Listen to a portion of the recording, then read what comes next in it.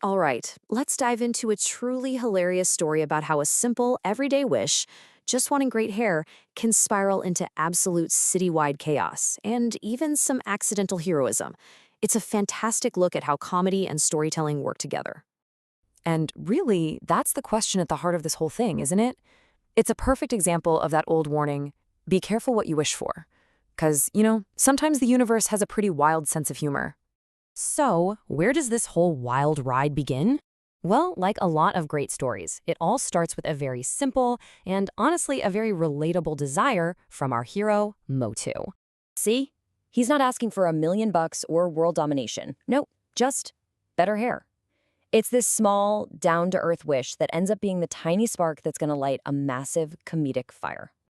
And what do you know, his buddy, the kind of wacky inventor Dr. Jodka, just happens to have the perfect fix. A miracle potion, the easy button, the ultimate shortcut. I mean, what could possibly go wrong? And this is it. This is the exact moment, the turning point, where a simple mistake takes a dream of amazing hair and turns it into a full-blown citywide nightmare.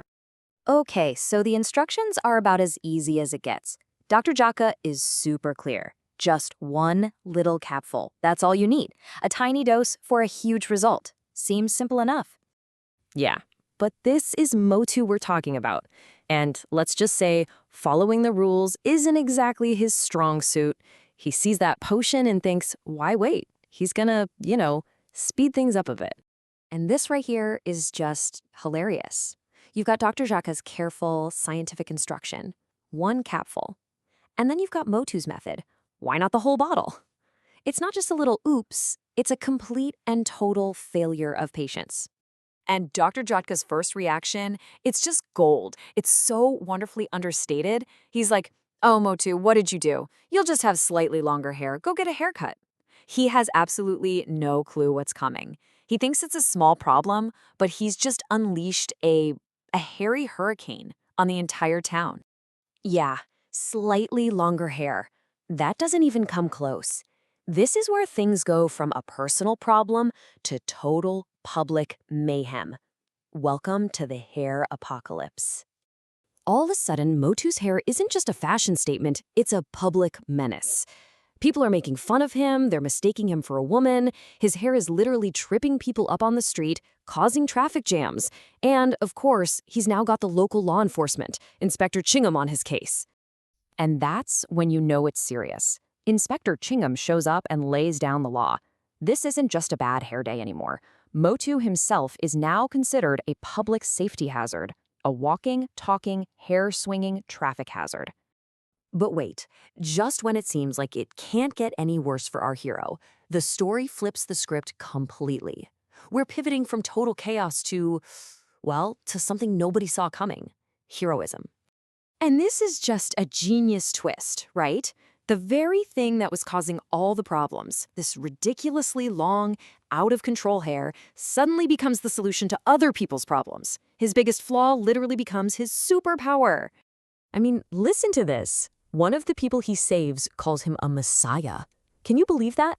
He went from being a public nuisance to a savior. Public opinion just did a complete 180, all because of his terrible, horrible, no good, very bad hair. And this is where it gets even funnier. Now we've got a whole new problem. Motu is miserable, he's desperate for a haircut, but the townspeople? Oh no. They now see his hair as a valuable city asset and they refuse to let him cut it. Okay, so all of this craziness brings us to the big finish. The wild, chaotic scramble to finally fix this whole mess, which, of course, in a story like this, only ends up making everything so much worse, at least for everybody else. You gotta love the timing. Just as the town is basically worshiping his hair, who shows up? Dr. Jotka with the antidote.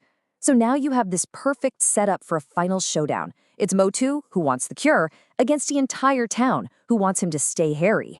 And the end is just pure chaos. They're all struggling, Motu is trying to get the antidote, the crowd is trying to stop him, and in the scuffle, the bottle goes flying and spills into the water supply.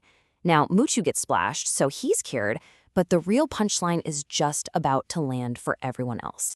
And here's the final beautiful, ironic twist. The antidote didn't just get rid of the excess hair, it got rid of all of it. So Motu was back to normal, looking great, but Inspector Chingum and his rival, Boxer, completely bald. I think for them, the cure was way, way worse than the disease.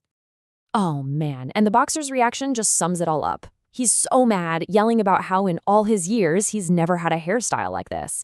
It's just this perfect moment of shared hairless humiliation. So in the end, our guy Motu is saved, you could say, by a hair's breadth. But in the process of saving himself, he's unleashed a totally new and arguably funnier problem on everyone around him.